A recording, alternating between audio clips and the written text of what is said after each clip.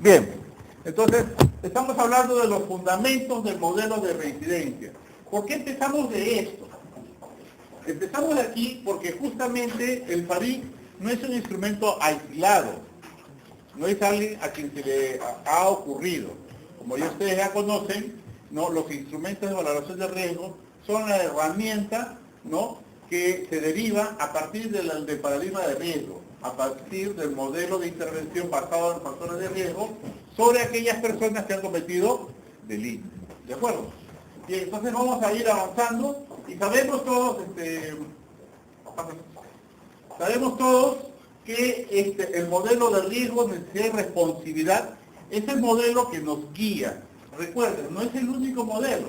Ya hay un modelo de buenas vidas, de WARD, que es otro modelo que habla un poco sobre el desistimiento delictivo, sobre las narrativas, el cambio de narrativa de las personas, pero eso todavía no nos vamos a ir introduciendo. Eso será de repente más adelante que podamos asumir un programa basado en ese modelo. Nosotros en este caso, que es lo que más se tiende a usar en el entorno internacional, es el paradigma de riesgo que sustenta este modelo de riesgo de Andrew y Bond.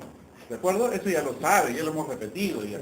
¿Y cuál es la finalidad del modelo de riesgo, necesidad y responsabilidad? O conocido también como RNR, ¿no? Es que el sujeto mejore sus capacidades para desarrollarse normalmente, ¿no? Y cuando hablamos de mejorar sus capacidades, estamos asumiendo una postura, que aquel sujeto que en algún momento de su vida cometió un delito, ¿no? Sobre él confluyeron un conjunto de factores personales, sociales, ambientales, familiares, etcétera, que lo impulsaron, hicieron que tomara la decisión de cometer delitos, ¿ya? Que favorecían que él cometa un delito, incrementaba la posibilidad de que él cometa un delito. Entonces, este modelo que busca desarrollar estas capacidades en estas personas, trata de reducir aquellas necesidades más importantes y que se relacionan justamente con la reincidencia delictiva. Es decir, recuerden, nosotros no estamos a nivel primario de prevención, porque nosotros no trabajamos con gente que no ha cometido delitos, nosotros trabajamos con gente que ha cometido delitos, esa es nuestra chamba, ¿ya? Por lo tanto, la idea nuestra es buscar reducir la posibilidad de reincidencia delictiva. Para reducir esa posibilidad, estamos asumiendo un paradigma, que es el paradigma de riesgo, estamos asumiendo un modelo de intervención, que es el modelo de riesgo, necesidad y responsabilidad, que nos habla justamente de un conjunto de principios que nos va a ayudar a reducir esa posibilidad de reincidencia. Estos principios que a continuación se van a desarrollar se consideran para fomentar y fortalecer los diseños de los programas de intervención a nivel penitenciario, tanto intramuros como extramuros. En este caso, nosotros que estamos en el medio libre, en el ámbito de extramuros, se ha diseñado un conjunto de programas. Todos estos programas ya tienen incorporado en la teoría este modelo, RNR, y busca intervenir basados en enfrentar, atacar y reducir de alguna manera los factores de riesgo que están vinculados a la conducta delictiva. ¿Pasamos? Decíamos entonces que tenemos estos tres principios que ustedes ya lo conocen. Esta lámina ya la hemos visto anteriormente, pero la estamos repasando. El primer principio es el principio de riesgo. ¿A quién voy a intervenir? ¿No? ¿Qué decíamos sobre este principio de riesgo? Que nos ayuda a identificar el nivel de riesgo de las personas vinculadas a la conducta delictiva, ¿no? Cuanto más riesgo tiene, mayor intervención. Cuanto menos riesgos tiene, menor intervención. ¿Ven? Ya estamos conociendo y tomando conciencia de esto. El fundamento dice la conducta criminal puede predecirse confiablemente y el tratamiento debe focalizarse en infractores de alto riesgo. Es decir, aquí ya entra otro concepto que es el tratamiento diferencial. ¿Ya? Con el que tiene alto riesgo, mi tratamiento va a ser de una manera, debe ser más intensificado. Y que con el que tiene bajo riesgo, mi tratamiento debe ser de otra manera. Mi acompañamiento puede ser distinto. Por eso que vamos a hablar de lo que es el tratamiento diferencial. Mayor intensidad o menor intensidad en términos de frecuencia, tiempo, calidad de trabajo, cantidad de trabajo con la persona. ¿Ya? Se define como articular el nivel de intervención con el riesgo de reincidencia. Tiene que haber una correspondencia. Eso ya lo sabemos. Pero para esto, y ahí va a entrar nuestros instrumentos de valoración, necesitamos algo que nos ayude a identificar cuáles son esos factores de riesgo que diferencian a uno como de alto riesgo o de bajo riesgo o moderado riesgo. El otro principio es el principio de necesidad, es decir, que vamos a intervenir. También para eso nos ayuda este modelo, nos ayuda a saber cuáles son los factores de riesgo vinculados con la conducta delictiva que están presentes en la vida del sujeto. ¿Ya? ¿Por qué? Porque dice aquí la relevancia de abordar justamente estos factores criminogénicos específicos en el tratamiento. Es decir, si este sujeto, yo sé que la falta de capacidades para el empleo, o el déficit en sus capacidades por el empleo, están vinculados a la conducta delictiva, y yo identifico ese factor como un factor presente en la vida del sujeto, quiere decir que hay un factor de riesgo, porque el sujeto, estamos hablando de que esta variable déficit en habilidades laborales se vincula a posibilidades de reincidencia delictiva. Si yo a ese sujeto le sumo otra variable, como por ejemplo, conflictividad en el entorno familiar, ¿no? Dificultades para resolver problemas en el entorno familiar, estamos sumando otro factor de riesgo. Y así, si seguimos sumando, las posibilidades se incrementan. Para atacar este tema, hablando de qué cosa intervenir sobre el principio de necesidad, justamente ahí yo tendría que intervenir en el sujeto, tanto en mejorando sus capacidades para la empleabilidad, como mejorando sus vínculos y relaciones intrafamiliares. Trabajando ambos factores, si los logro desaparecer o disminuir, estoy incrementando la posibilidad de reincidencia positiva, disminuyendo la posibilidad de reincidencia delictiva. ¿Se dan cuenta? Entonces, esa es la idea de este principio. Se define como evaluar las necesidades criminógenas y hacerlas objetivos del tratamiento.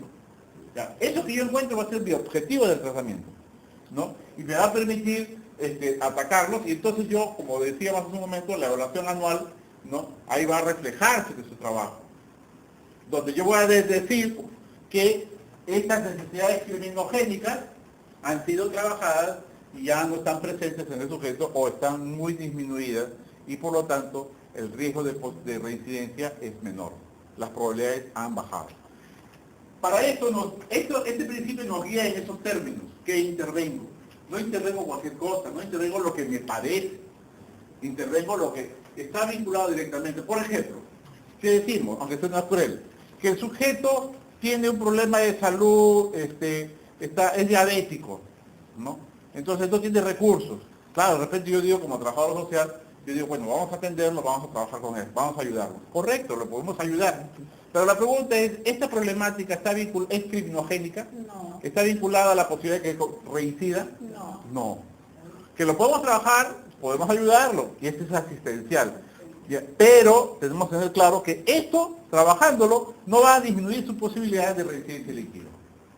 Es más, de repente si por trabajar eso me descuido de otros factores que sí están vinculados a la posibilidad de reincidencia, de repente reincide.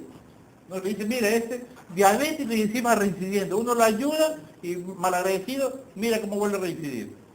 ¿Pero qué pasó? Lo que pasó es que yo estaba atendiendo una necesidad y no he estado preocupándome de lo otro que me interesa como institución, disminuir la posibilidad de reincidencia. Entonces me descuidé. Pero yo he trabajado bastante con él, lo he acompañado bastante. Sí, pues, pero te fuiste por las ramas y no trabajaste lo que tenías que trabajar vinculado a nuestra misión institucional. O sea, hay que priorizar en esos términos, ¿no? Ahora, en todo caso podríamos atenderlo, pero sin descuidar lo otro, que es mi objetivo. El otro principio es el de responsabilidad. ¿Cómo intervengo? Y eso sí siempre hemos enfatizado, que tenemos que tener en cuenta los estilos de aprendizaje de cada persona, ¿no? Las capacidades cognitivas de las personas para poder trabajar con ellas y lograr desarrollar las conductas que queremos, especialmente cuando hacemos talleres, sesiones grupales o cuando hacemos sesiones individuales también. Porque este principio me dice que tengo que tener en cuenta la capacidad de respuesta del infractor, es decir, su estilo de aprendizaje, es decir, cómo él asimila lo que yo le estoy dando. Porque yo le puedo estar hablando hasta frente a frente, tú a tú, y le hablo en chino y él no entiende nada. Se va contento porque me ha escuchado, yo le he escuchado, hemos hablado, pero cruza la puerta, no lo usa para su vida cotidiana. Entonces tengo que saber cómo llegar a él. Por eso que todas mis estrategias de intervención tienen que estar planificadas, inclusive la individual. Se define como maximizar, dice, la habilidad del infractor de aprender de sus procesos de rehabilitación mediante la oferta de tratamiento cognitivo-conductual. Uy, más difícil todavía.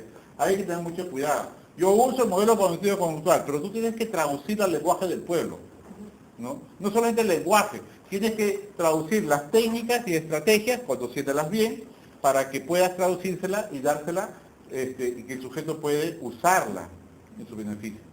Si le enseño una manera de cómo controlar su pensamiento, tengo que darle un esquema, una forma de presentación que le sea útil. Cómo detener un pensamiento obsesivo. También tengo que hacer, ¿no? Tengo que darle una estrategia, ¿no? Para que lo entienda y lo practique, ¿no? Entonces, cómo reestructurar sus pensamientos irracionales, sus creencias irracionales. Pero tengo que decirle de buena manera, de un lenguaje y explicarle la técnica para que él lo entienda. Si tengo que usar dibujitos, usaré dibujitos, ¿no? Si tengo que usar gráficas, no sé, una liga, ¿no? Hay algunos que dicen que para detección del pensamiento, cuando tú identificas el pensamiento irracional o inadecuado, te pones una liga y ¡plac! Te la haces una legaja, ¿no? Entonces, pues eso genera un estímulo, el dolor es un estímulo. Y ese estímulo hace que tu pensamiento en ese momento se desvíe hacia lo que estaba pensando, que de repente te podía conducir a un problema, a esto que te duele. Cambiaste la situación de pensamiento. Y sobre eso le enseñas cómo usar, algunos usan tarjetas, un conjunto de ideas positivas. Y luego le comienzas a leer, entonces el sujeto ya cambió, varió de situación de pensamiento. Es una técnica, ¿no? Que se puede usar. Bueno, este principio de responsabilidad nos orienta a eso. Tenemos que traducirla al público con el cual estamos trabajando. Sí, algo que he visto, bueno, he estado acompañando en algunas supervisiones y también en conversaciones con especialistas, especialmente en el caso de capas, ¿no? Pero hay un pequeño, tal vez hay una pequeña necesidad, ¿no?, de explicar que la autoestima, ¿no?, es una variable que salta mucho, ¿no?, en las conversaciones y en todo sitio, creo, ¿no? No saben cómo trabajarla, ¿no?, de manera transversal en base a los talleres, ¿no?, y a los programas. Se enfocan mucho en este aspecto justamente porque lo relacionan con el tema de autoeficacia en capacidad, ¿no?, de reinserción positiva, ¿no? Entonces, muchas personas tal vez no comprenden por qué es que no se trabaja directamente. Por ejemplo, no es un tema general de taller, ¿no? Pero es porque no es una necesidad criminógena específica y tal vez podría pues ampliar un poquito el tema. Claro, ustedes saben que no porque me quiero mucho, me quiero poco, aunque algunas teorías populares dicen que por esa razón es que se delinque, uno delinque finalmente, ¿no? No es un tema de que yo delinco porque tengo baja autoestima o porque tengo mucha autoestima. Hay otros elementos o factores que están vinculados. Sin embargo, hay estudios diversos en realidad, que algunos dicen que sí y otros dicen que no. Como no hay una certeza, entonces ese no es el punto que vamos a trabajar. ¿Ya? Hay diferentes puntos de vista, hay investigaciones que pueden demostrar que sí, que la variable de autoestima ha sido una de las variables que ha influenciado en la conducta delictiva. Hay otras que no, que dicen que no es así, que no es un factor realmente que está vinculado directamente a la conducta criminógena. Entonces, ante esa diversidad, ante esa falta de acuerdo en la evidencia científica, no se considera como un factor de riesgo vinculado directamente. ¿De acuerdo? Bien, pasamos a la siguiente para ir avanzando con los temas. Bueno, el principio de riesgo, como yo les dije, nos va a ayudar a generar una intervención intensiva sobre los factores de la ley, de los infractores de ley con alto riesgo de reincidir. Hacia eso nos orienta el principio de riesgo. El primer comportamiento humano dice que se puede predecir a partir del análisis o de la identificación del conjunto de factores de riesgo que pueden estar confluenciándose en la vida de una persona. Para eso es que se usan instrumentos, dice, actuariales, ¿no? Vamos a ver más adelante, hay diferentes etapas en el uso de instrumentos de valoración, pero acá se hace referencia a los instrumentos actuariales que nos ayudan a medir ese riesgo de reincidencia delictiva, ¿no? Estos instrumentos nos permiten hablar de probabilidades. Acá no estamos hablando de cosas de un determinismo, hablamos de probabilidades de altas, bajas, o moderadas de riesgo de reincidencia. Y un segundo punto que tener en cuenta es la intervención debe ser acorde al nivel de riesgo que esté presente, eso ya lo hemos dicho, ¿no? En ningún momento no solamente se clasifica según su nivel de riesgo, sino también que se individualiza el tratamiento. Por eso que aquí vamos a hablar de un plan de tratamiento diferencial, ¿no? que es lo que va a salir a partir del instrumento de la aplicación del FARIC.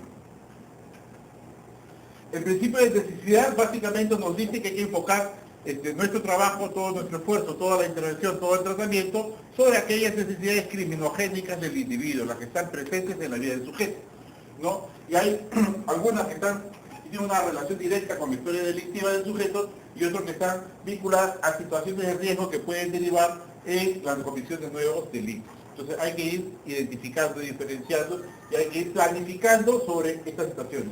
Eso tiene que ver con factores estáticos y eso tiene que ver con factores dinámicos posiblemente. Vamos a ir viendo. Por ejemplo, justamente hablando de los tipos de factores, que es algo que también tenemos que tener en cuenta cuando estamos haciendo valoración, ¿no? Cuando estamos examinando los expedientes, cuando estamos viendo los documentos que nos van probatorios para afirmar la presencia o ausencia de un factor de riesgo, hay que tener bien claro los conceptos vinculados a lo que es factores de riesgo. Factores en general de riesgo son los que están asociados a la conducta antisocial o transgresora de la ley. No se olviden nunca de eso. O sea, hay muchos factores de la vida de un sujeto, pero nosotros, nuestro negocio, nuestro objeto de estudio, objeto de trabajo, como una institución penitenciaria, son aquellos factores que están vinculados a la conducta antisocial o a la conducta delictiva. Ese es nuestro negocio. Si estuviéramos en otra institución, otra área del conocimiento humano trabajando, tal vez sean otros, pero aquí estamos centrados en eso y por eso es que no nos debemos desviar. Bueno, hablábamos de factores estáticos, dinámicos y parcialmente modificables. En principio la teoría nace así, con factores estáticos y dinámicos. Esto es una evolución del modelo, donde habla acerca de factores moderadamente modificables, parcialmente modificables. Cuando hablamos de estáticos, ya le decía alguna vez, que estamos hablando de la estructura de la persona, que es la casa, ¿no? Que están acciones delictivas pasadas o sus rasgos profundos de personalidad. Y los factores estáticos, como ya hemos dicho, no se intervienen porque no cambian, es parte de la historia de vida del sujeto. ¿De acuerdo? No, lo que sí sirve es para determinar como el elemento crítico, ¿no? la alta probabilidad de reincidencia que tiene. ¿Ya? Es un factor predictor. Un sujeto con mucho historial delictivo, factor estático, ¿no? Eso se convierte en un factor predictor y podríamos decir que por esos elementos las posibilidades son mayores, ¿ya? Si solamente considero ellos, pero tengo que tener en cuenta otros elementos más, vamos viendo, ¿no? Tenemos luego los factores dinámicos. Estos, como la palabra misma lo dice, es dinámico, son factores que sí pueden ser intervenidos porque pueden ser modificables, ¿de acuerdo? ¿Ya? Sobre eso trabajamos. Y vendrían a ser un poco los muebles de la casa, usando la figura que usa Redondo, ¿no? Son necesidades criminogénicas, son elementos cognitivos, son actitudes pro delito, ¿no? El tema de la autoeficacia, también son modificables. Yo creo que soy bueno para delinquir, y bueno, Dios me trata, me explica, me hace ver las consecuencias, los pros, los contras, etc. Y me convence y digo, no, ya no paga, la delincuencia no paga, ¿no? Entonces ya cambié mi idea, cambié mi actitud, entonces puedo hacer eso.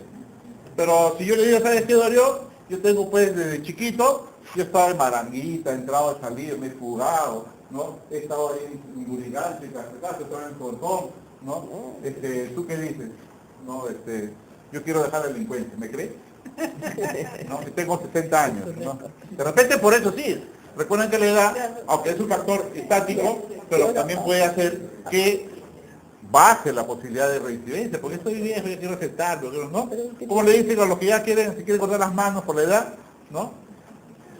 Ya quieren parar la mano, dicen algunos, ¿no? No, ya la edad pesa, ¿no? Ya no estoy corriendo, yo no estoy para correr las calles, no estoy para enseñar a otros, ¿no? ¿No? Bueno, factores dinámicos. Y lo otro, los parcialmente dinámicos. Definitivamente, cuando hablamos de personalidad, hay que tener en cuenta que hay algunos elementos o rasgos de personalidad que sí pueden ser modificables, otros que no, completamente. Por ejemplo, si yo no tengo habilidad, soy muy introvertido, soy un poco temeroso para entrar en relación con el otro, conversar, pedir favores, ¿no? Etc. O hasta para recibir críticas, de repente por esa situación yo reacciono de manera impulsiva, de manera agresiva. Pero si eso me enseña, yo puedo comenzar a aceptar opiniones de otros, puedo relacionarme con otros y puede ser más sociable, pero no se me va a quitar lo introvertido. Ustedes dirán, no, Humberto introvertido no creo, pero yo me defino como tal, ¿no? Lo que pasa es que he aprendido a hablar mucho. No, pero para unas cosas sí me falla la cabeza. Bueno, pasamos. Bueno, hablando de necesidades criminogénicas, bajo el principio de riesgo y bajo el principio de necesidad, ¿no? Hay que tener en cuenta cuáles son esos factores de riesgo vinculados a la conducta delictiva. Y acá ya nuevamente lo estamos mostrando. Y estamos hablando del historial de comportamiento antisocial, justamente lo que estábamos hablando hace un momento, como factor estático, patrones de personalidad antisocial, ¿no? Hay ahí modificables y parcialmente modificables, ¿no? Hay que ir identificando cuáles son esos patrones.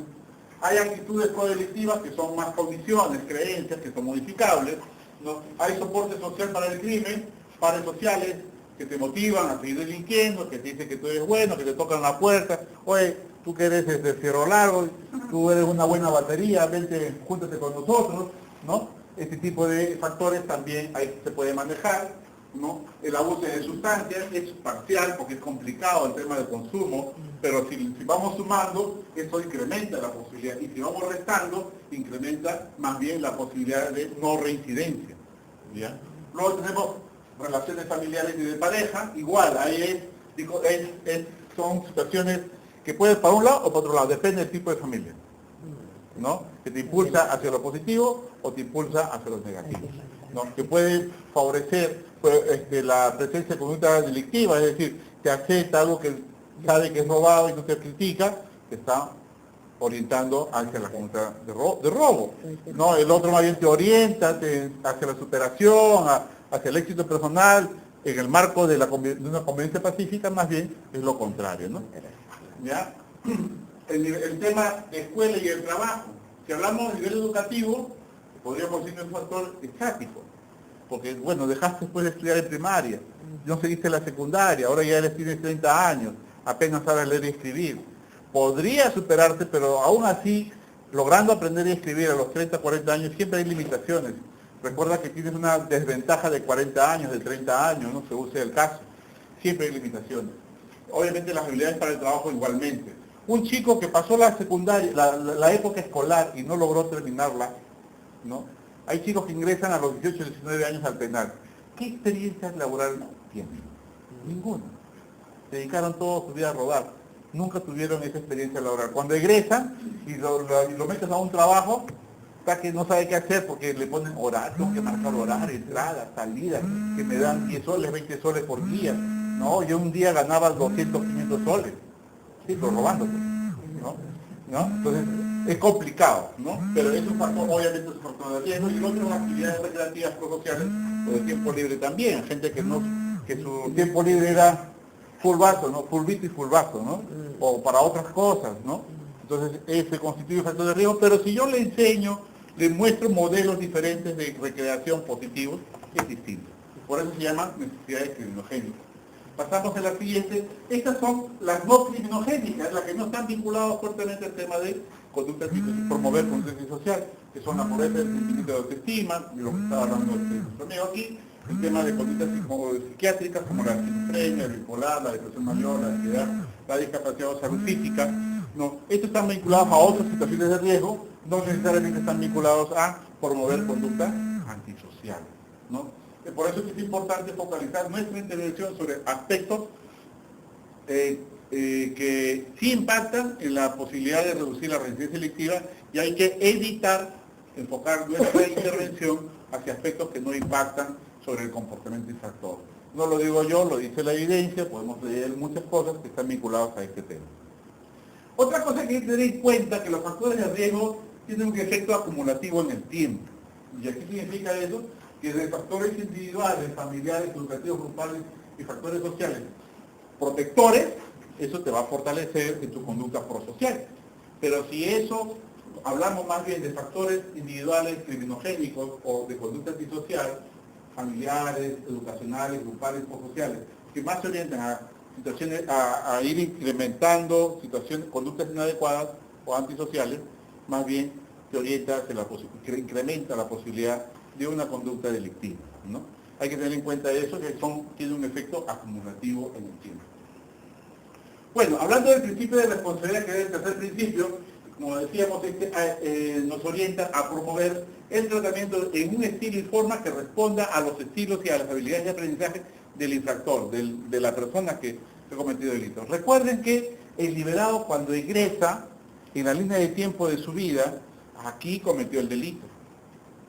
Tuvo un tiempo X en un centro penitenciario con mucha contaminación criminógena, con alta probabilidad de contaminación criminógena, y seguramente ha asumido un modelo de conducta criminógena. Recuerdan que aunque no quisiera vincularse a conductas delictivas dentro de la etapa de penal, tiene que sobrevivir, y para sobrevivir tiene que sobrevivir con la corrupción inclusive. Entonces, de todas maneras hay una contaminación ahí. Cuando él egresa, ¿no?, se encuentra con otro entorno social, donde él va a tener que decir, lo que me sirvió para sobrevivir en la cárcel, tendré que dejarlo de lado, y lo que me está ofreciendo la sociedad es otro, tiene que volver a aprender a convivir de manera pacífica y bajo reglas, ¿no? Y eso se hace un poco complicado. Y en este periodo de tiempo se ha suscitado mucho deterioro cognitivo, ¿no? El tiempo de permanencia en instituciones totales, es decir, en centros penitenciarios, centros de encierro, que pueden ser centros militares, hospitales, psiquiátricos, etcétera, genera mucha disminución cognitiva en los sujetos. Entonces nosotros tenemos, aparte de lo que ya tenía cargado en su historia de vida, tenemos que adecuar nuestro proceso de enseñanza, nuestro proceso de intervención a las capacidades que tenga aquí y ahora. Ya en la medida que se va interactuando en su entorno, el sujeto va recuperando sus capacidades, va desarrollando. Depende también si es que no se ha contaminado con elementos como algún tipo de sustancia adictiva. Eso sí, definitivamente no hay marcha atrás. ¿Ya? Bueno, y bajo esto tenemos dos elementos a considerar. Hay elementos generales que tener en cuenta, como la intervención en un estilo de modo que sea consistente con la habilidad y el estilo de aprendizaje del participante, ¿no? Y nos ayuda a construir nuestro modelo de intervención, nuestro plan de intervención, nuestro programa de intervención o nuestros talleres de intervención. Por eso es que aquí lo que nos va a decir es que aquí entra la exigencia para el profesional. Como yo traduzco, les decía, toda la información que es necesaria e importante para él, traducirlo a través de mis programas, de mis talleres, de mis iniciativas de intervención, tienen que estar debidamente pensadas para lograr este objetivo, que mi sujeto me entienda. Y a nivel específico, el ajuste fino de la intervención cognitivo-conductual tiene en cuenta los puntos fuertes, los recursos del sujeto, los estilos de aprendizaje, la personalidad, la motivación, las características biosociales del sujeto, para poder hacer la intervención que se requiere, diseñar mi intervención. Esto de aquí, este principio es fundamental para el diseño de lo que voy a hacer yo a nivel de intervención. Si no lo tomo en cuenta, voy a errar, voy a equivocar o voy a disparar para otro lado. ¿De acuerdo? Bueno, el comportamiento criminal se puede predecir de manera confiable más allá de la formación especializada y de la experiencia. Sí se puede predecir, y para eso existen instrumentos, ¿ya? Y estas afirmaciones nos dicen un conjunto de estudiosos sobre el tema. Y estos instrumentos nos ayudan a diferenciar a los delincuentes de bajo riesgo con los de alto riesgo, como ya lo hemos dicho. También tiene por finalidad proporcionar el nivel adecuado de tratamiento, también nos va a ayudar a eso, a través de instrumentos actuariales de evaluación del riesgo y delictivo, y este conocimiento mejora con la reevaluación. ¿Qué significa eso? Si acá habla de reevaluación, ya hemos dicho en algunas dependencias que el FARIC hay que usarlo. Una vez usado, valoro. Y tengo que tener en cuenta que luego lo voy a volver a usar. Ahí hablamos de revaloración del riesgo. Porque el FARIC no solamente me sirve para identificar factores de riesgo presentes o no, sino me sirve para hacer seguimiento de mi intervención. Si he hecho un buen plan, después del FARIC hay que hacer un buen plan. Y después del plan hecho, tengo que cumplir mi plan. Cumplido mi plan en un plazo determinado, que eso es lo que quiero preguntar acá, si va a ser medio año o un año, ¿no? Yo tengo que volver a evaluar para ver si ha ido mejor o cambio o no, si ha empeorado mi plan de repente, ¿no? ¿Ya? Entonces ahí se den cuenta. Claro. Ahora, estos instrumentos aportan formas de control de la eficacia y ineficacia de los programas, sí. Por eso es que decía, que cuando evaluamos y reevaluamos, a partir del mismo instrumento, nos va a permitir ver la eficacia de nuestro programa. Y es lo que la preocupación que tiene la sede, ¿no? O sea, lo que hagamos, hagámoslo y construyámoslo bien, porque luego quisiéramos evaluar si ha sido eficaz o no. Otra cosa que hay que tener en cuenta es que se ha abordado con éxito o no los factores de riesgo que pretendimos intervenir, abordar, ¿no? De repente el factor de riesgo era A, yo hice un programa todo bien bonito, bien estructurado para un factor de riesgo B, ¿no? Entonces no había correspondencia, eso tengo que tener claro, ¿no? Otra cosa que también me ayuda o insumo es que los cambios en las puntuaciones de la valoración de riesgo, ¿no? Nos indican de las posibilidades de reincidencia o no del sujeto, ¿no? Cuando yo evalúo y los puntajes suben o bajan, obviamente eso me va a hablar de las posibilidades de reincidencia, más que nada cuando hago una revaloración, ¿no? Si yo revaloro y tiene más puntajes altos, entonces mi programa está orientado a que cometa delitos. No, mi programa puede ser que no está atacando los factores de riesgo presentes del sujeto, o que la forma como está diseñado y la intensidad de mi programa no ayuda a disminuir. Entonces todo eso me va a dar indicación cuando yo revaloro y encuentro puntajes altos, o cuando revaloro y encuentro puntajes bajos, dice que mi programa tiene éxito, ¿no? Lo que estoy haciendo está bien, por el contrario, ¿no? ¿Pasamos? ¿Cómo predecir? Bueno, hay tres estrategias que hay que tener en cuenta. Primero, obviamente, es conocer las causas de la conducta delictiva. Difícil o imposible, en un problema social, claro que es complicado. Pero para eso justamente está un instrumento que necesitamos de un instrumento que nos ayude a identificar aquellos factores, aquellos elementos que están en el entorno del sujeto que pueden generar conducta delictiva. Evaluar la peligrosidad. Ya es un tema que no nos va ayudando, últimamente vamos viendo que no nos ayuda mucho. ¿Es aplicable a algunos casos violentos? Sí, ¿no? Pero, ya, él es peligroso, ya, ¿qué hago? Muchas veces cuando decimos que alguien es peligroso, como el caso de Morote, por ejemplo, lo estamos etiquetando para toda su vida. Por ejemplo, hablando de ese caso, 20 años de pena. ¿Qué significaba? 20 años en tratamiento penitenciario. Se supone que al término de esos 20 años debe haber un resultado.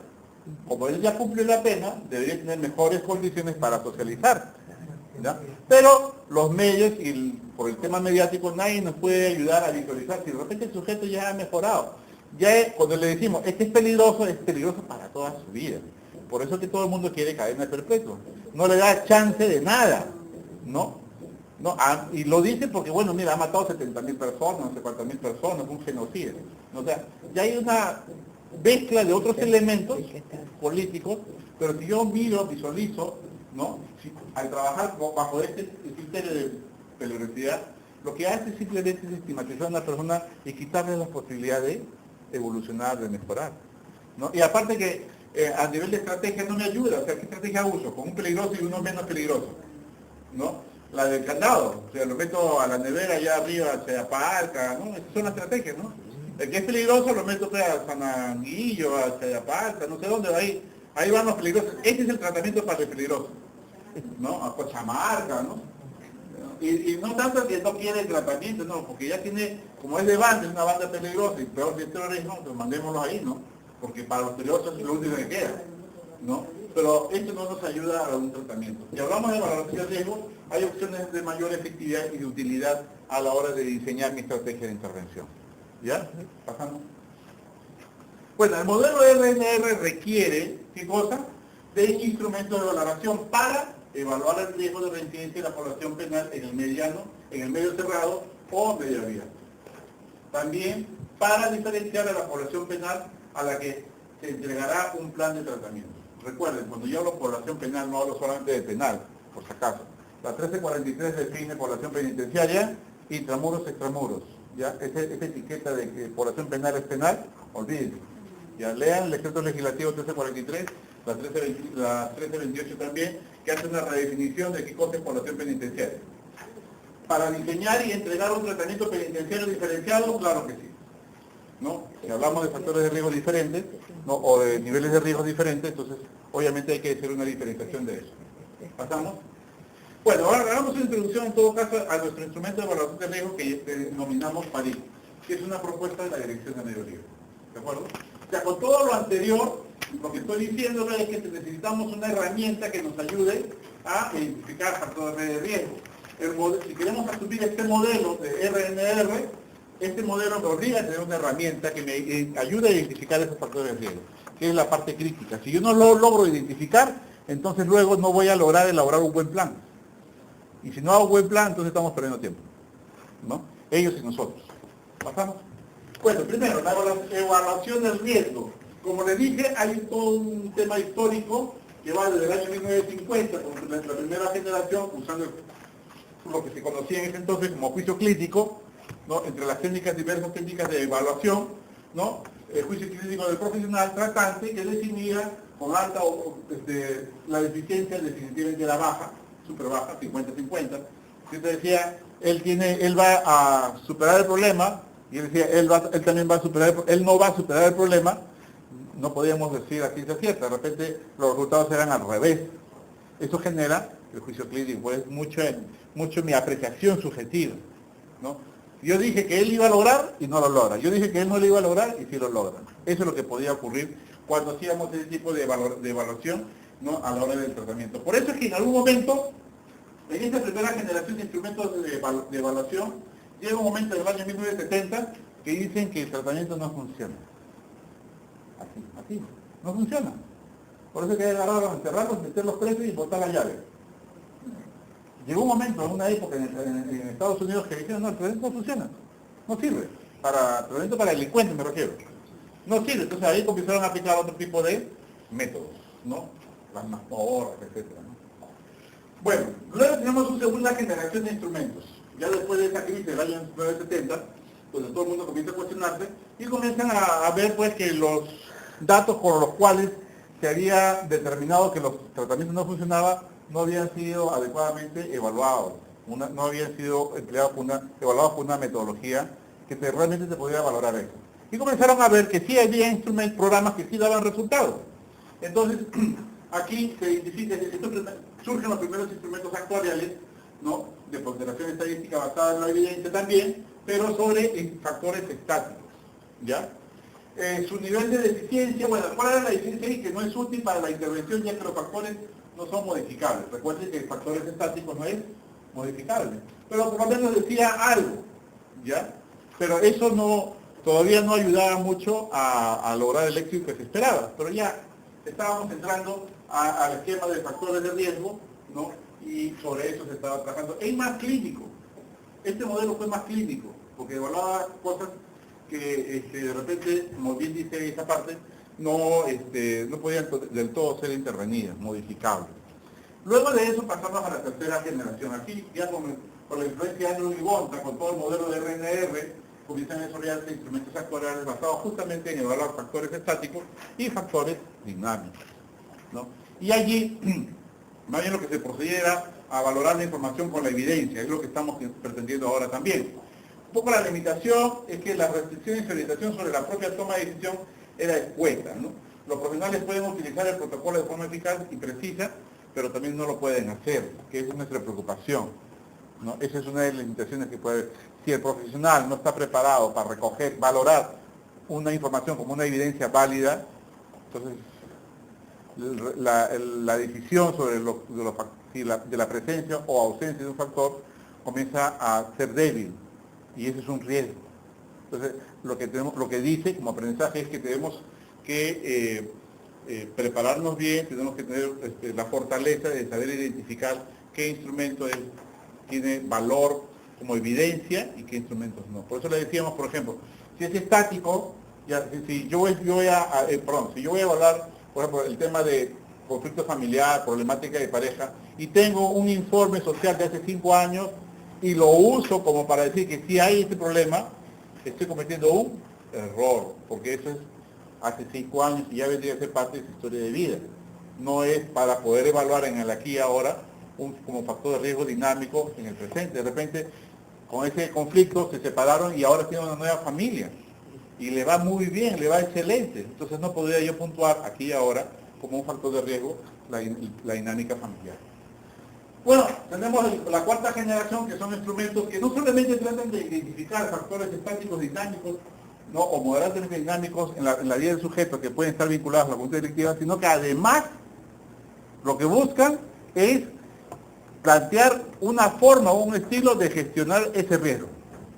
¿Ya? Y ahí sí ya la cosa ha ido mejorando porque nos orienta a ver cómo podemos cambiar lo que estamos encontrando como problemática vinculada a la comunidad social, ¿no? Y ahí también estamos queriendo entrar nosotros. Nuestro país ya tiene un atisbo, tiene una propuesta justamente para poder identificar, priorizar factores de riesgo, factores protectores y hacer una propuesta de estrategias de intervención que vamos a ver luego. ¿Pasamos? ¿No? Bueno, hay que tener en cuenta siempre que hay una diferencia entre evaluación y valoración. ¿No? Proceso que nos permite conocer si algo se ha logrado, un objetivo. Conocer si se ha cumplido una meta, obtener evidencia sobre el nivel alcanzado, ¿no? Conocer las capacidades de manejo de información, oportunidades para mejorar o tomar decisiones. Cuando evaluamos hacemos eso, ¿o no? Claro.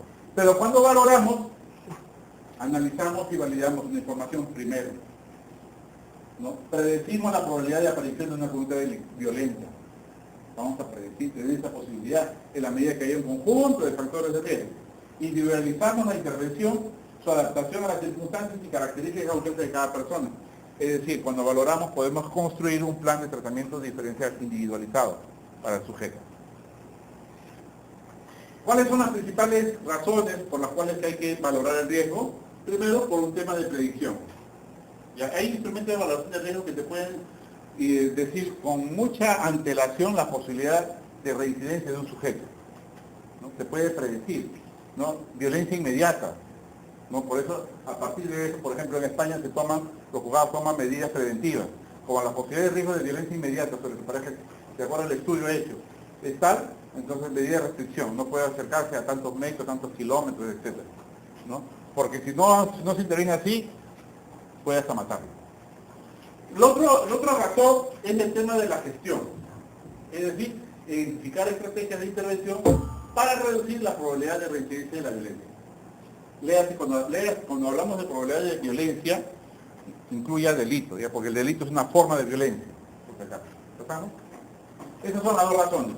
¿Qué implica valorar riesgo? Criminógeno implica la formulación de identificar un nivel de riesgo, ¿no? Formular cuál es el nivel de riesgo de esta persona, ¿no? Un rango que va de bajo a alto o moderado, ¿no? O también inminente, lo que le estaba diciendo en su momento.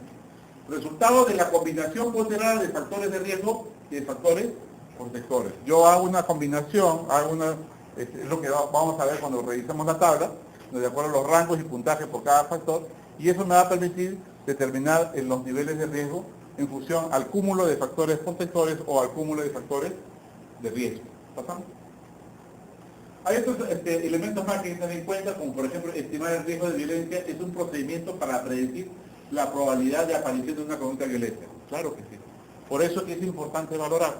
También dice que la posibilidad de predecir el riesgo está relacionada al conocimiento de los determinantes de ese riesgo, ¿no? ¿Cuáles son los elementos que están confluyendo en términos de ese factor de riesgo, ¿no? Y para eso es importante la información que pueda tener, para que teniendo claridad de cuáles son esos determinantes yo pueda tomar un criterio y podamos hablar de la inminencia de una situación de riesgo o de violencia, ¿no? Necesitamos revisar registros, claro, para eso necesitamos registros penitenciarios, antecedentes de ingresos, de sentencias, evaluaciones, informes. Aquí, esta parte es crucial, no solamente para nuestro instrumento. Para lograr tener el óptimo de esta parte, de revisar los registros, es importante que toda la institución asuma el modelo. ¿Por qué? Parte ya lo está haciendo tratamiento con el cambio que han hecho con la modalidad de clasificación. Pero es importante que toda la institución asuma esto, porque todas las formas de registro que podamos tener desde que llega hasta que llega a nosotros, desde que ingresa penal hasta que llega a nosotros, nos debe orientar a identificar factores de riesgo en la vida del sujeto. Si tuviéramos, por ejemplo, los protocolos que elaboran, los peritajes y protocolos que elabora la Fiscalía para formular denuncias, sería excelente para nosotros. Eso debe pasar al INPE, ¿no? Toda la información que se pueda recabar externa al sujeto, si tuvo atenciones médicas aquí, allá y por allá, denuncias policiales aquí, allá y por allá, todo debería ser un solo expediente, que debe llegar, si llega el sujeto al penal, debe llegar al INPE, ¿no? Inclusive eso se puede usar antes de que llegue al INPE, ¿no? Hay países como Australia que tienen monitorizada toda su población. Ya exageran un poco, ¿no? Porque ellos comienzan a ver en cada sujeto situaciones de riesgo que pueden haber y eso se registra en un sistema y de acuerdo a la presencia de riesgo que ellos ya hacen a nivel macro, comienzan a perseguir, a hacerle seguimiento a la gente que muestra altos factores de riesgo, ¿no? Para anticipar la posibilidad de un delito, ¿no? Sí, lo están haciendo, lean, en Australia ocurre eso. Principios sobre la valoración de riesgo de violencia. Hay que tener en cuenta, esto acá está sacado del manual de Farik, por si acaso. ¿Ya? Debe recoger información acerca de los múltiples dominios del funcionamiento del individuo. Por eso es que nos complicamos un poco la vida y aquí entra a tallar el tema de cuándo aplico el Farik. Porque cuando el sujeto recién llega, su legajo está blanco, no hay nada, ¿no? Entonces, ¿de qué múltiples dominios puedo yo informarme si cuando llega, primero ni siquiera llega el expediente del penal? Y lo que llega del penal, como ya les dije, no está adecuado al enfoque de riesgo. Por lo tanto, lo que llega hay un montón de cosas que llegan que no me van a servir, ¿no? Otras sí, otras no, tengo que estar escogiendo, ¿no? Como dice, sacando de la paja de la mala hierba, ¿no? No sé, ¿no? El trigo de la mala hierba tengo que ir dividiendo, ¿no? ¿Debo utilizar múltiples métodos de recogida de información? Sí, múltiples métodos.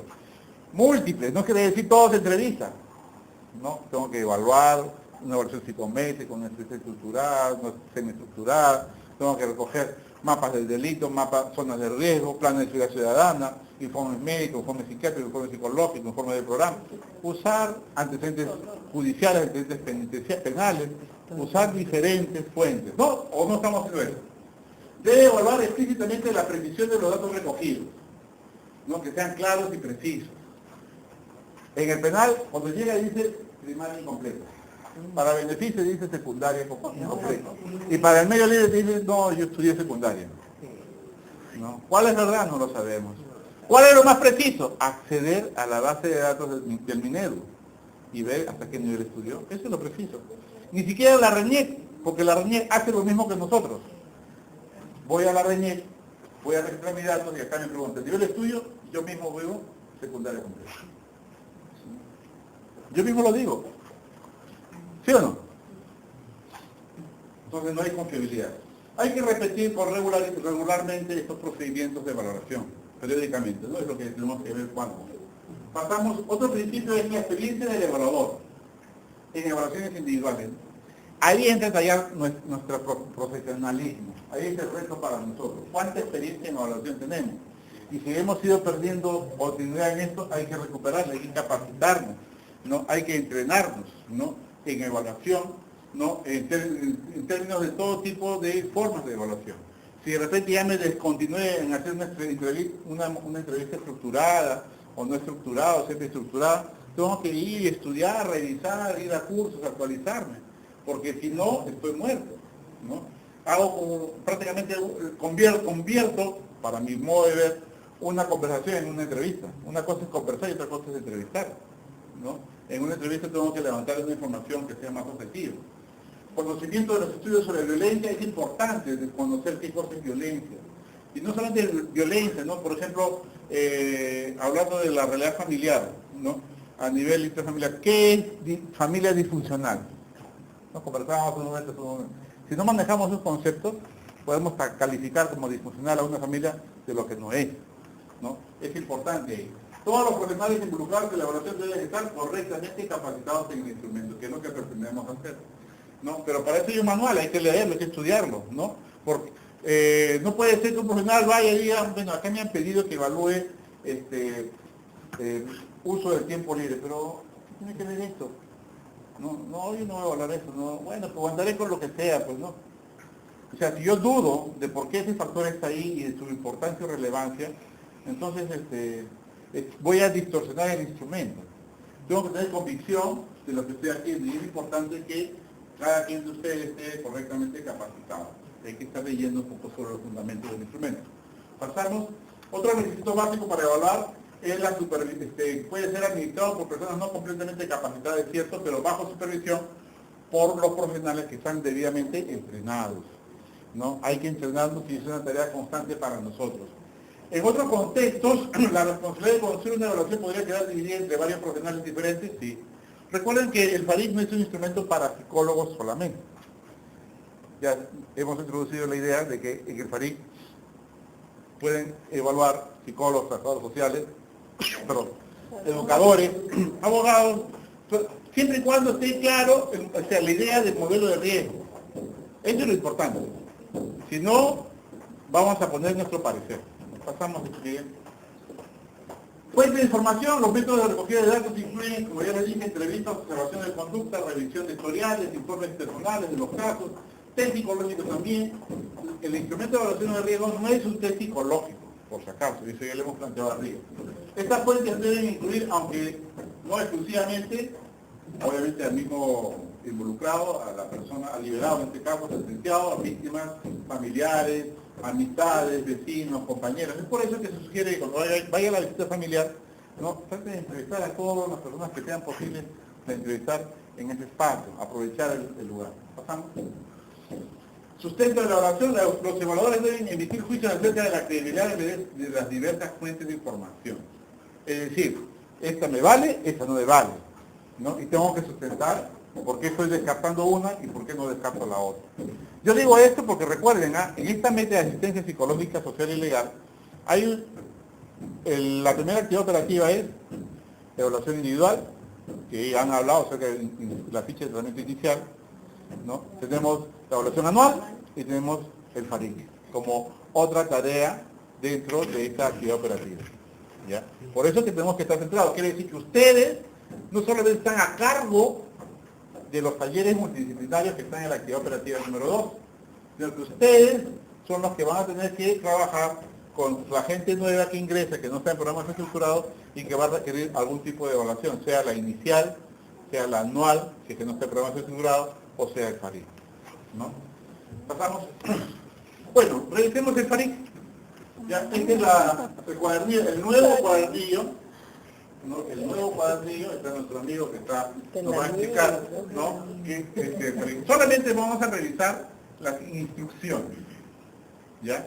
Yo creo que muchos de los problemas que hemos tenido el año pasado, básicamente han estado centrados en que no hemos leído las instrucciones, o que las instrucciones han sido malentendidas, ¿no? O simplemente no las hemos tomado en cuenta. Ustedes saben que como todo evaluador, sea docente, sea psicólogo, sea trabajador social, lo primero que tiene que hacer es leer las instrucciones, ¿no? Y el evaluado tiene que saber cuáles son las instrucciones de desarrollo, cuando lo evalúa, cuando él mismo desarrolla su propia evaluación. Pero aquí sabemos claramente que el FARIC no se lo voy a dar a él, no se lo voy a dar al liberado, no se lo voy a dar al familiar. Ese es graso error grave, ¿no? Ya se invalida no solamente se invalida el instrumento, se invalida hasta el profesional, ¿no? ¿Ya? No se le da al evaluado, ¿ya? Porque yo voy a valorar. Ahora, aquí se dice que mi primer procedimiento, vamos a leer, el presente cuadernillo recoge información útil para valorar. Primero, revise el expediente, así como las diversas fuentes de información. El primer paso es revisar el expediente que tiene. Sea gordote o sea delgadito, no importa, revíselo, ¿ya? De repente el delgadito le da más información que el gordote, ¿ya? Este es relativo, porque depende de la calidad de información que exista, ¿ya? Entonces, lo primero es eso, revisar el expediente, ver las fuentes diversas de información señaladas en el presente cuadernillo para identificar los factores de riesgo que estarían presentes en el evaluado. Luego, marque con un acta las fuentes de información consultadas, ¿no? ¿Puedes bajar un ratito? ¿Puedes abrir la ficha de FARIC? Está ahí el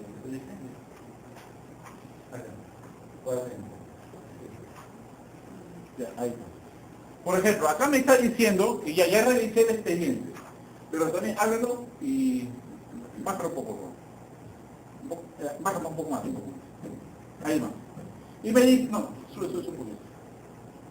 Y me dice que yo debo tener en cuenta las fuentes de información. Fíjese, este cuadernillo, bueno, con tantos usos, idas y venidas que hay del año pasado, que nos estamos corrigiendo y el anteaño pasado también, entonces ya hemos puesto en esta partecita inicial, un poquito súbelo, ¿no? Las posibles fuentes de información. Y acá hemos puesto una lista sugerida de fuentes de información que son las fuentes que me van a dar datos sobre lo que viene a continuación. Entonces, lo que yo use, marco con un aspa. Si es todo, todo. Si es ninguno, ninguno. No debería ser, ¿no? Acá debe marcarse, por lo menos. Si es otro, marco otro y pongo lo que pongo, lo que corresponda. O sea, eso es lo que me dice, y eso es para todos los cuadernillos. En cada área, por ejemplo, área comunitaria socioeconómica, viene esto. Ya son 10. Y viene esta sugerencia de fuentes de información. Usted lee y busque esto. Hay algunas cosas que ya les he dicho, aquí por lo menos, está en internet. Los planes de seguridad ciudadana de cada localidad, de cada municipio, lo puede encontrar ahí. Y lo puede y lo debe encontrar ahí porque es una obligación de los municipios. Si no lo pone, lo multan, lo sancionan, hasta proceso penal le pueden abrir a la cárcel. ¿Ya? Así está señalado en la directiva sobre seguridad ciudadana. Entonces sí lo tienes que encontrar. En última instancia se basa en municipio y te lo tienes que dar. ¿Ya? O sea, eso no es... ¿Y por qué yo enfatizo ahí? Porque, bueno, leyendo un poco, tú te das cuenta que en la primera parte diagnóstica, que ellos trabajan, que ellos elaboran, hacen un buen levantamiento de información. ¿Ya? El problema es después, al diseño. Pero ahí sí, entonces ahí tenemos mucha información que podemos conseguir, especialmente los planes, los mapas de delito, y tenemos, hay mapas de riesgo también. Ahora, aquí en otros, pregunto, ¿puede usar el Google Maps? Sí, puede usar. ¿Qué cosa es el Google Maps? ¿Qué me dice? Googleo, pues entro al internet usando la tecnología y visualizo dónde vive el sujeto, ¿no? ¿Ya? Y puedo más o menos dar una visión general, ¿no? Lugares precisos que hay en su entorno. Puede ser como una fuente de referencia. Depende, ahora, eso depende de lo que viene a continuación. ¿Ya? Depende. ¿Ya? Depende lo puedo usar solamente para ubicarme, punto. Depende. ¿De acuerdo? Bien, bájale este y sigamos con la diapositiva. No. Ponle... Ya. Sube, sube. Hacia arriba. Uno más. Menos. Ya, aquí nos hemos quedado, ¿cierto? Marque un aspa la fuente de información consultada que estima aquellas otras a las que acudió. Marque con un aspa todos los indicadores sobre los cuales se encontró evidencia. Marque con un aspa solo una de las alternativas presentadas en la codificación. Sí, incógnita o no. Una de estas tres. No dos, ni tres, ni ninguna. Una. Si no, pues no vale. Aquí dice, hay que marcar los indicadores. Si usted marca los indicadores sobre los cuales encontró evidencia, obligado marca sí o marca incógnito.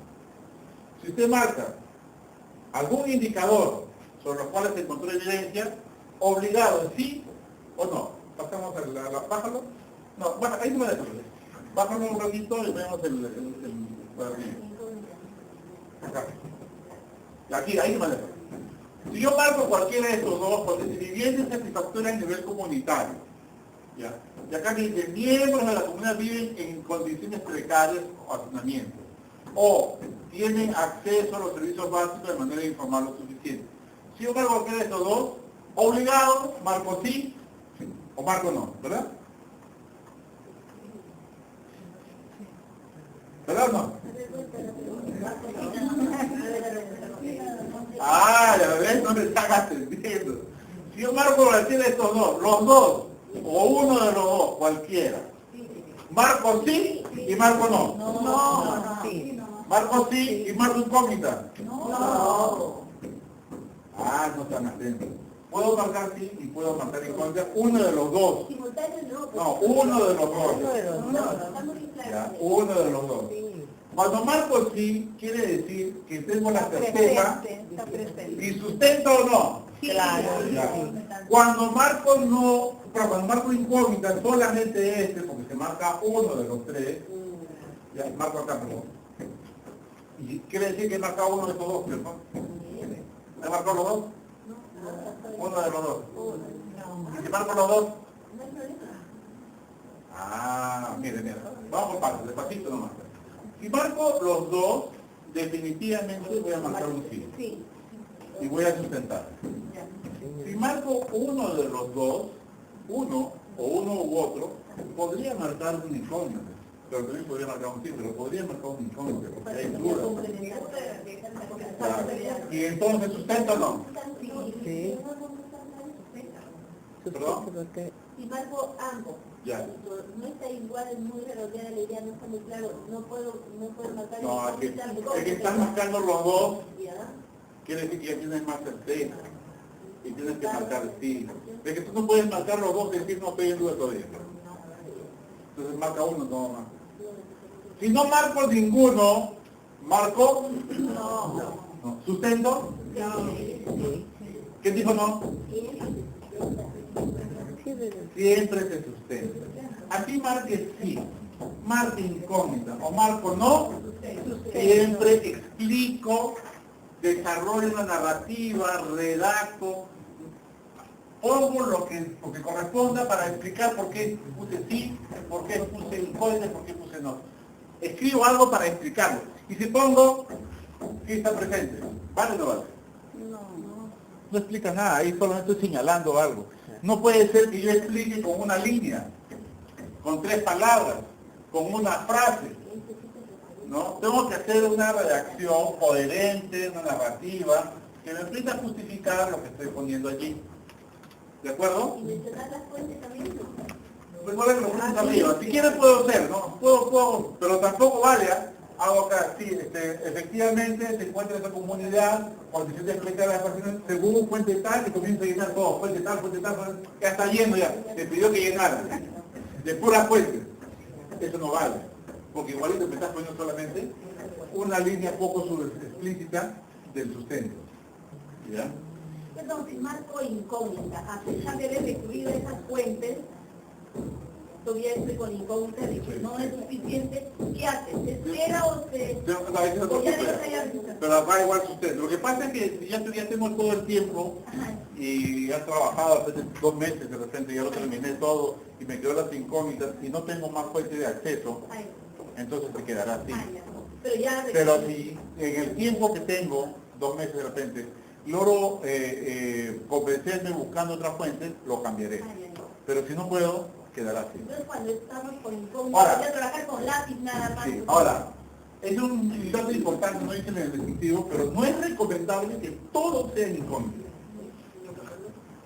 No vaya a cometer ese error, chequee. Que la mayoría sea incógnita, tampoco. Que la mitad sea incógnita, tampoco. La incógnita debe ser excepcional. ¿Ya? Porque cuando tú chequeas y todos son incógnitas, pues no vale. O sea, no te va a ayudar en realidad. Todo sin duda, ¿no? Pasamos a la diapositiva. ¿No? Este es un tema que hay que tener claro, ¿no? La segunda, ya, ahí está. Bueno, esto ya hemos visto, la que sigue, por favor. No, más rapidito, pues. Una más. Ya. En caso de encontrar la codificación FP, ¿qué significa? Factores protectores. Esta se marcará siempre y cuando se haya marcado previamente él. No. Si marqué sí, incógnita, marco FP. Señora Cecilia, si marco sí, incógnita, marco FP, sí o no. Claro, marco, ¿no es cierto? No, hay que estar atento. Si marco un sí o marco incógnita, no puedo marcar como factor protector porque estoy diciendo que hay un factor de riesgo. ¿De acuerdo? Es importante eso. Solamente si marco no, y ahí en el mismo ítem hay un FP que es factor protector, recién puedo marcar el factor protector. Escriba siempre información que sustente la presencia, ausencia o indicios de la presencia de un indicador en el área correspondiente. Por eso hay que escriba siempre la información que sustente. En pocas palabras, el FARIC todo se sustenta. Todo se sustenta. ¿Ya? Sustenta no significa una palabra, una frase, una oración con una idea coherente y completa que justifique lo que estoy marcando. Los ítems con asterisco, ¿qué son? Ahí está, Violeta se ha pedido todas las instrucciones. Son denominados ítems críticos en el área, por lo que se debe enfatizar en la búsqueda de información. Si es un ítem crítico, no es recomendable, aunque podría ocurrir, pero no es recomendable marcarle incógnita. Hay que procurar agotar la fuente de información para tener una certeza de un sí y de un no. Eso es lo más recomendable. ¿Ya? Puede ocurrir, ¿no? Pero no es lo más recomendable. Incluida la revisión del expediente como de concluida, la revisión de expediente como de otras fuentes de información, se procederá a planificar la entrevista, liberados, deseados, familiar, amigo, vecino, territorio. Todo, a fin de completar la información faltante. A todos los posibles se les entrevista para tratar de completar. Previo a eso, como para validar la información previamente encontrada en el expediente. Pero previo a esto, ¿no? Hay que planificar la entrevista. Aquí entra nuestra experticia, entran nuestras capacidades profesionales, ¿no? En poder planificar una buena entrevista. No es que lo llamo, lo cito, lo siento y comenzamos a hablar, y yo anoto todo lo que más o menos él va diciendo. No. Antes de que yo lo cite, tengo que decir, ya me faltaron estos puntos, comienzo a señalar, ya voy a formular mis preguntas, ¿no? Comienzo a elaborar qué le voy a preguntar, más o menos conociendo a la persona, ¿no? Porque si yo sé que no tiene familia, si no tiene familia, no le voy a preguntar lo mismo nuevamente. Tengo que ir estructurando mis preguntas, formulando mis preguntas, y luego que he hecho preparado mi entrevista, lo cito, viene y comienzo a entrevistar. Y podría citar a él, y podría citar ya, esta de acá se lo voy a dejar para el familiar, esta de acá cuando vaya a visitarlo, para su amigo, ¿no? O sea, yo planifico a quién y con quién y cuándo voy a entrevistar para completar lo que falta. Pasamos, en el área comunitaria, acá nos han hecho una recomendación explícita. Quiere decir que esta es su obligación cumplimiento. El área comunitaria no deberá incluirse en la entrevista. Eso no es parte de la entrevista, lo dice las instrucciones. Esta información deberá ser recabada a través de las visitas domiciliares e inspecciones domiciliarias, método de observación, vivienda, comunidad del evaluado, informes socioeconómicos y sociodemográficos, así como referencias de otros profesionales. ¿Ya? No se hace parte de la entrevista, recurro a otras fuentes. Para la exploración de las áreas de personalidad y motivación o motivacional, se debe recurrir a la entrevista y a la observación. En la entrevista trate de usted poner casos, situaciones, no haga preguntas directas, ¿no? ¿Tiene otra pareja? ¿No?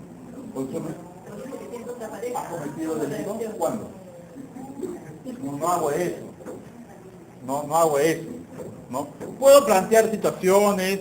No, si quiero saber algo de su actitud frente al delito, saco un periódico y le digo, ¿qué opinas? ¿Qué te parece? O le pregunto, ¿quieres cometer otro delito? No, pues, no, ¿cuándo vas a cometerlo? No, pues, no me lo va a decir. No, o sea, tengo que lograr casos, ¿de acuerdo? Tengo que lograr casos, ¿ya? Que indagará sobre su modo de actuar y pensar, planteándole casos hipotéticos o hechos de su vida. Es importante. Pues bien, hasta ahí este tema del Farid. No sé si nos hemos excedido, ¿ya? Pasamos un ratito al cuadernillo, solamente para... Ya ahí nos quedamos ahí. Miren, el cuadernillo, el procedimiento con este ítem es igual para todos los ítems. Insisto, marco...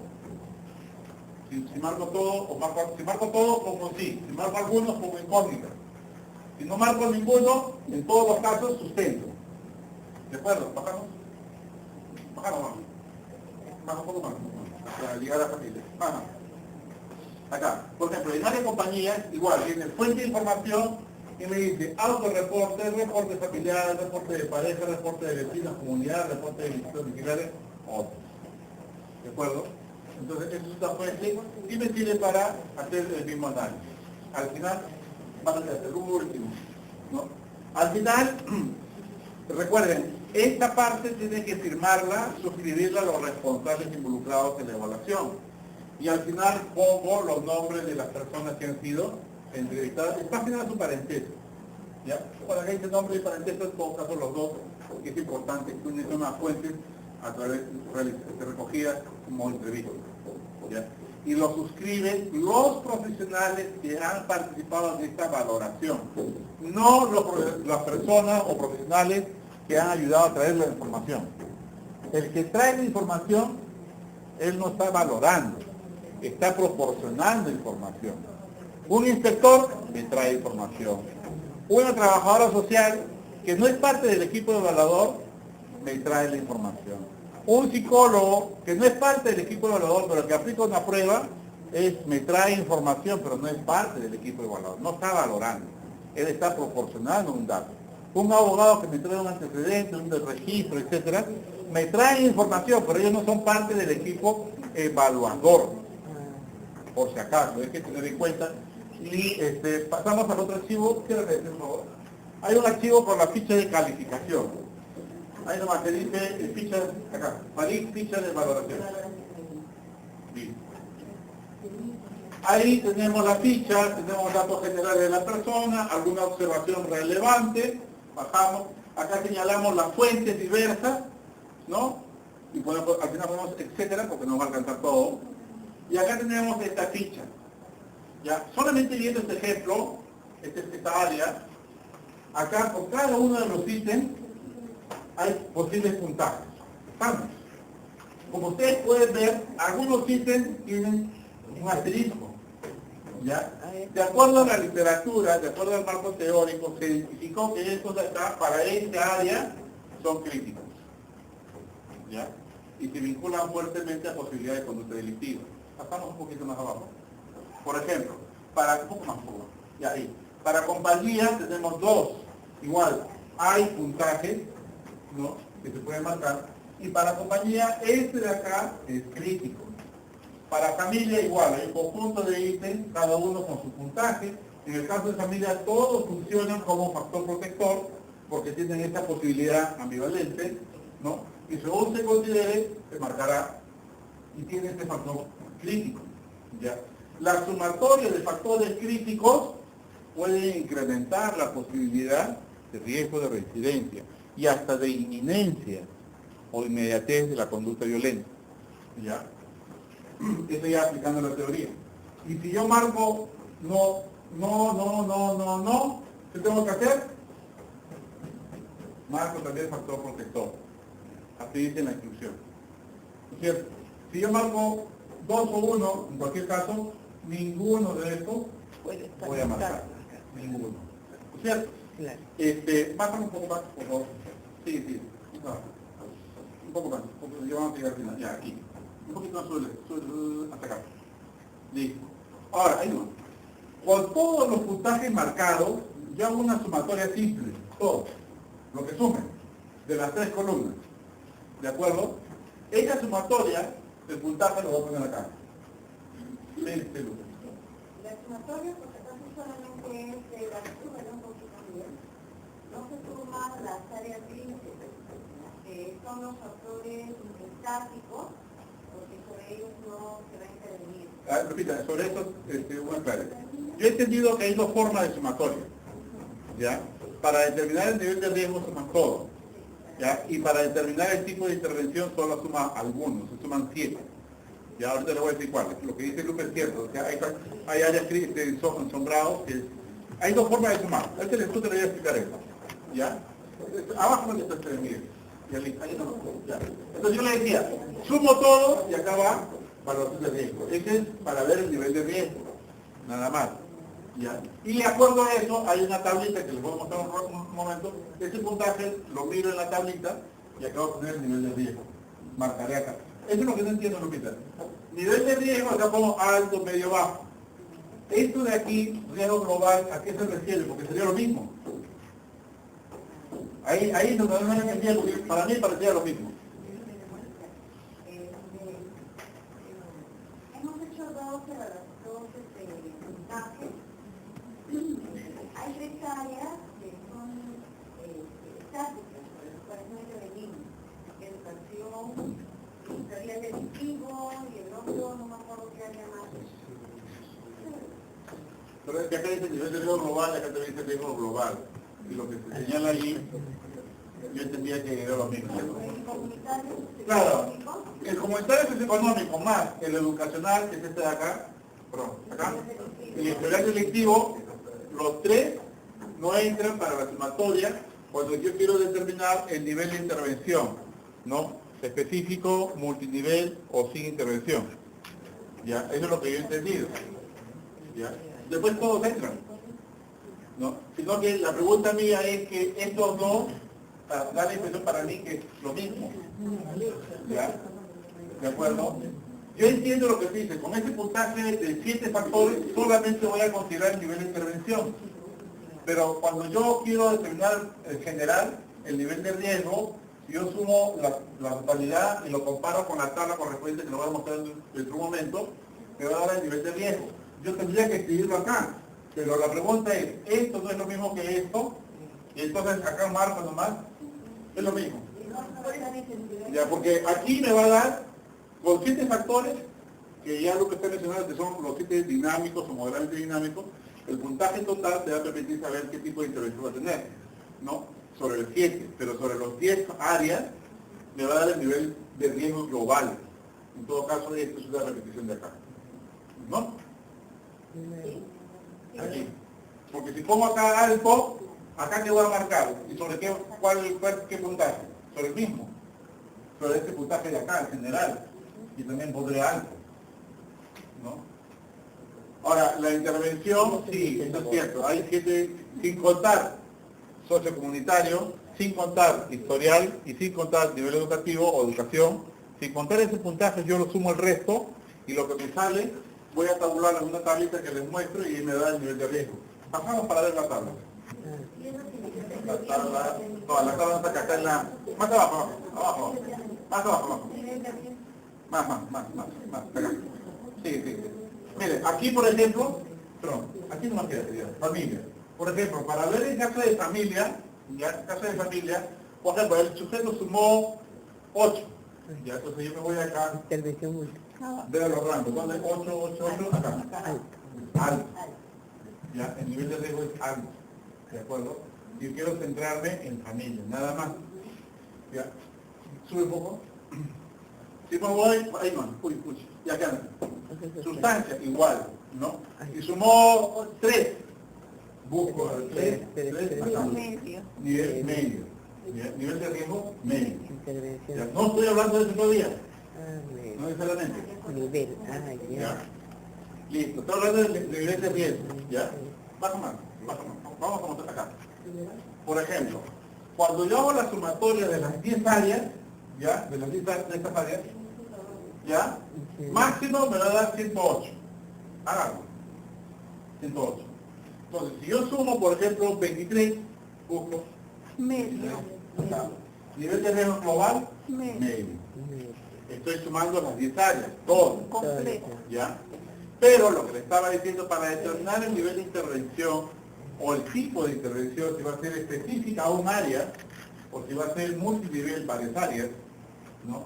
Yo cuento solamente 7 áreas. O mejor dicho, no sumo el área sociocomunitaria, no sumo el área historial y educación. Súbelo un poquito al inicio. No, ahí nomás. Sube un poquito. Ahí. Por ejemplo, acá, sociocomunitarios se dan cuenta que no hay nada. No hay nada, sí, pues. ¿Ya? Acá tampoco hay intervención, ¿ves? Sería horrible. Porque no se interviene. ¿Ya? Lo mismo va a ocurrir, sube un poquito, para lo que es historial y lo que es educación. No, acá, más abajo. Súbelo abajo. Acá. Ay, Acá tampoco hay historial, nada. acá se pasaba, ¿no? ¿Cómo es esto?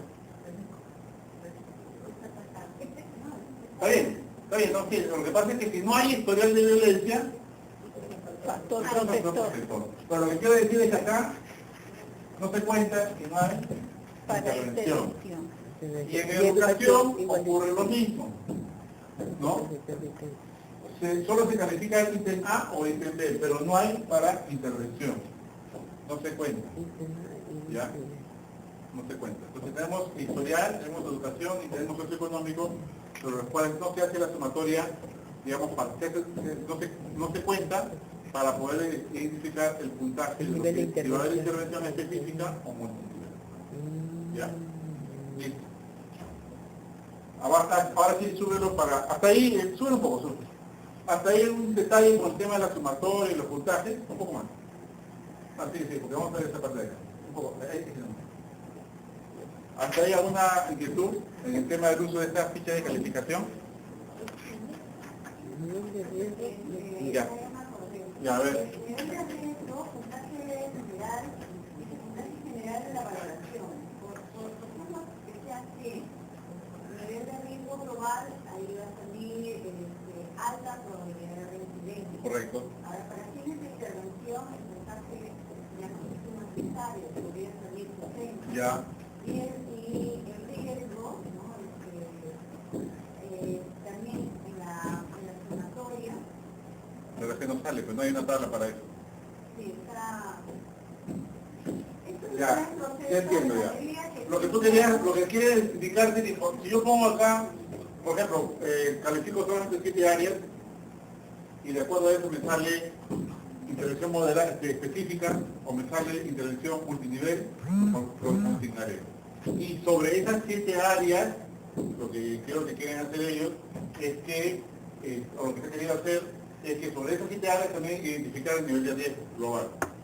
¿No? Sí, ahí como estamos trabajando en un instrumento que está en proceso de construcción, y al menos hemos encontrado estabilidad de los ítems, porque se ha hecho una primera prueba estadística, y sí hay una discriminación regional de excelencia.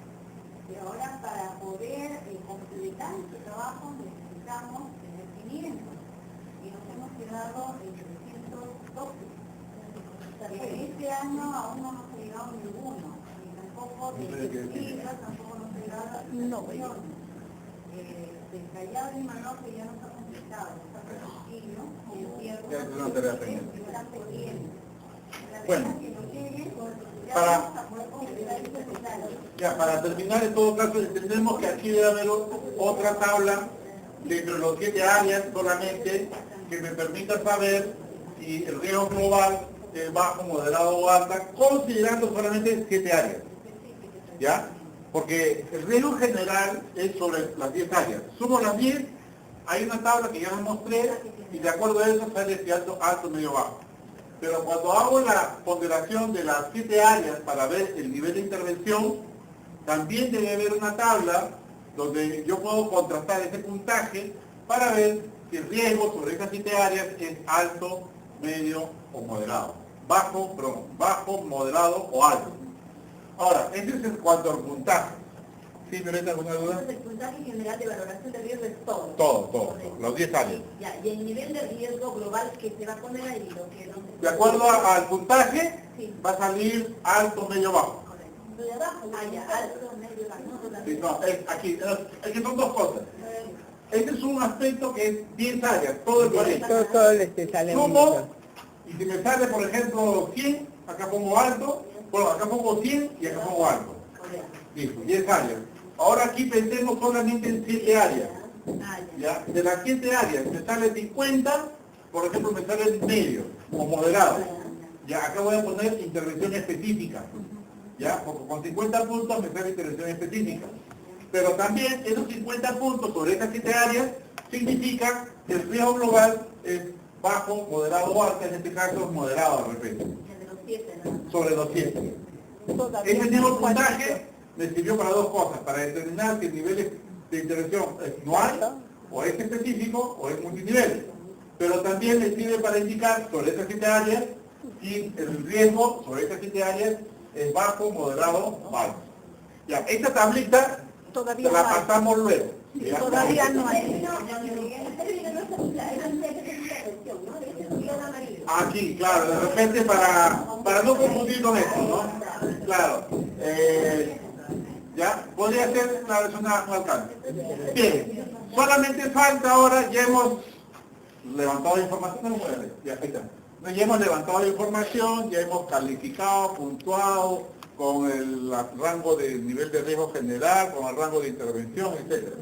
Ahora viene lo más sabroso en el tema de gestión del modelo de DRR, que es el tema de qué voy a hacer, cómo voy a gestionar este riesgo identificado, ¿no?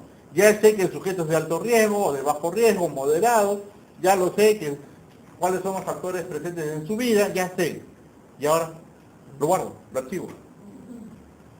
No, ahora viene lo más interesante, que es qué voy a hacer o cómo voy a gestionar para disminuir la presencia de esos factores de riesgo. Entonces, el FARIC nos trae en primera instancia una forma de elaborar un plan. Primero le pide que todos los ítems críticos identificados los liste acá. ¿Ya? ¿Pasamos? Luego le pide que todos los factores protectores los liste acá. ¿Ya? Recuerden, los ítems críticos se refiere a los que están con asteriscos. Con ¿cierto? asteriscos. Ya los listo acá, los listo allá, y luego, sigue bajando, le doy un orden acá, perdón, acá le pongo todos los factores de riesgo o protectores priorizados, como una lista acá. De lo anterior, los listo acá y los voy a priorizar. ¿Cuál es primero, segundo, tercero, cuarto? Sí, Lu. Ahí hemos colocado factor de riesgo o protector, ¿no? Está como un plan, porque tenemos que integrar los factores protector, es como nuestro aliado para mejorar la intervención. Supongamos que tiene una familia desestructurada, pero tiene un buen nivel institucional y tiene motivación por mejorar, ¿no?, laboralmente. Eso lo vamos a tener que integrar, puede ser un objetivo o necesariamente no está ahí de adorno, ni salir. Eso hay que consignarlo, ¿no?, para efectos de motivación, ¿no? Para Claro.